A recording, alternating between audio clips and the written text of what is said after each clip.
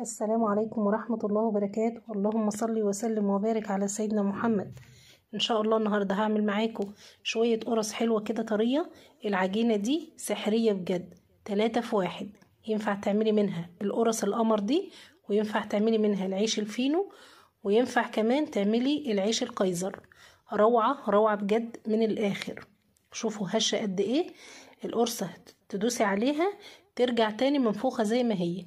الله اكبر عليها بجد. عملت صينية عيش فينو كده للولاد، طبعا ايه لزوم المدارس الصبح كده والسندوتشات، بدل ما تروحي تشتري رغيف مفهوش يعني صغير خالص وغالي. طب ليه؟ انت بكيلو دقيق ما شاء الله تعملي كمية حلوة من كان العيش الفينو او القرص او العيش الكايزر. بس تابعي معايا الفيديو للاخر وما تنسوش تحط اللايك. يلا نسمي بالله. معايا هنا كوباية من اللبن او الحليب، عليها نص كوباية من السكر، كيس من الفانيليا او 2 بيديها ريحة حلوة، معايا معلقة صغيرة من الملح ومعلقة ونص من الخميرة وربع كوباية زيت، ومعايا معلقة كبيرة من الخل. انا واثقة من الخميرة بتاعتي فعشان كده حطيت المكونات كلها على بعضها من الاول. انتي لو مش متأكدة من الخميرة تقدري تجيبي نص كوباية مية دافية، واللبن ده على فكرة دافي، نص كوباية مية دافية عليها معلقة سكر، وتحطي عليها كيس الخميرة وتشوفيه معاكي تركنيها شوية حوالي 10 دقايق. ان اختمرت معاكي والعجينة فارت اعرفي ان الخميرة دي حلوة وشغالة، كملي بيها على طول. حطيت هنا تاني كوباية مية دافية برضو، احنا طبعا عشان في الشتاء فلازم المية اللي نعجن بيها تكون دافية او اللبن. ودي تالت كوباية اهي، يعني حطينا كوباية من اللبن، كوباية من المية، ودي تالت كوباية. هاخد منها بالراحة شوية شوية كده لغاية ما العجينة بتاعتي تبقى مظبوطة معايا زي ما انتوا شايفين كده. اهم حاجة في المخبوزات العجن، تعجني كتير، تخدمي العجينة تطلع معاكي هشة ومش مفرولة خالص. وبالمناسبة ممكن تحطيها كمان في الفريزر وتقومي الصبح قبل ما الولاد يقوموا كده وانتي قايمة تصلي ان شاء الله الفجر، تقومي تطلعيها على الرخامة هترجع معاكي اكنك لسه مطلعاها من الفرن. انا خدت معايا 3 كوباية، خدتها كلها اهي. العجينة سبتها ريحت شوية ورجعت عجنت فيها تاني.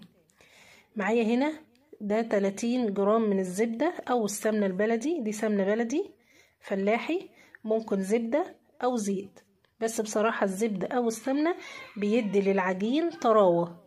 نعمية الزيت ما بيخليهوش طري يعني زي الزبدة او السمنة. عجنت كويس جدا، ولو العجينة معاكي يعني مش طرية حطيها في شوية، يعني حط السمنة او الزبدة في طبق وحطي الطبق ده جوه طبق فيه مية سخنة، هتبصي تلاقي بقت لينة معاكي وحلوة. غطيت العجينة بعد ما خدمتها كويس وتوهت الزبدة كلها فيها، غطيتها وحطيتها. سخنت الفرن 5 دقايق وطفيته، اهم حاجة تطفيه وتحطيها على الشبكة لغاية ما تخمر معاكي. فشيت الخمر بتاعها، دهنت ايدي بس دهنة كده من الزيت عشان العجينة متلزقش في ايدي. طلعت الهواء كله اللي في العيش اللي في العجينة وخدتها بقى على الميزان 60 جرام. انت لو هتعمليه كايزر تزوديها مثلا يا 80 جرام يا 90 جرام، هيبقى الرغيف معاكي ما شاء الله حلو. هنا قطعتها كلها بالشكل ده على صينيتين وغطيتها، لازم تغطيها ترتاح شوية معاكي. خدت بقى من على اول صينية عملتها، خدت القرصة كده وفردتها ورجعت لميتها تاني. الخطوة دي مهمة جدا جدا جدا، ما تستسهليش وتقولي انا قرصتها فايه خلاص على كده، لا، اعملي زي ما انا بعمل بالظبط كده. وما شاء الله المادة الدهنية فيها مش كتيرة خالص، يعني ربع كوباية زيت 50 جرام، 30 جرام سمنة او زبدة، يعني 80 جرام اقل من الكوباية. بعد ما خلصت اول صينية بالشكل ده لازم تخلي فيه مسافة بين الواحدة والتانية. جبتها بقى ودوست على القرصة كده بايدي، سبتها اختمرت معايا. هنا بقى لو عندك لبن ادهني الوش بلبن وسكر. ايه فايدة السكر؟ السكر مش هيخلي السمسم يقع من عليها، والسمسم ده اختياري برضو. حطيت ربع كوباية مية وعليها معلقتين كده صغيرين من السكر ودهنت الوش بالشكل ده بعد ما اختمرت معايا.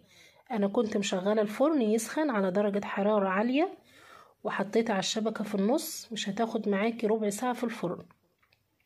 لازم المخبوزات تخش على نار عالية. سويتها دخلتها وهي طلعت معايا ما شاء الله عليها. الخطوة دي بقى مهمة جدا. بخاخة نظيفة كده مخصصة للمعجنات ركناها عندي على جنب، دي مخصصة للعيش بس. اول ما المخبوزات بتطلع معايا من الفرن باجي بخاها بختين كده وغطيها على طول، وتفرجي بقى على النتيجة. هنا ما شاء الله عليها، بس هنا الكهرباء معلش كانت قطعة فالاضاءة ضعيفة شوية. 5 دقايق وتحوش الغطا من عليها. شوفوا الجمال والحلاوة، مفيش بعد كده.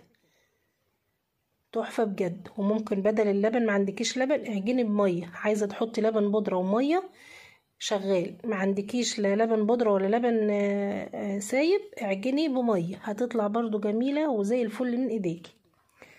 وربنا يحسن ما بين ايديكم ان شاء الله. ويا ريت بقى ما تنسونيش في اللايك والشير والاشتراك في القناة وتفعلوا الجرس وتدوسوا على كلمة الكل عشان يوصل لكم كل جديد بإذن الله. ويا رب الفيديو يكون عجبكم، واشوفكم ان شاء الله في فيديو جديد، ومع السلامة.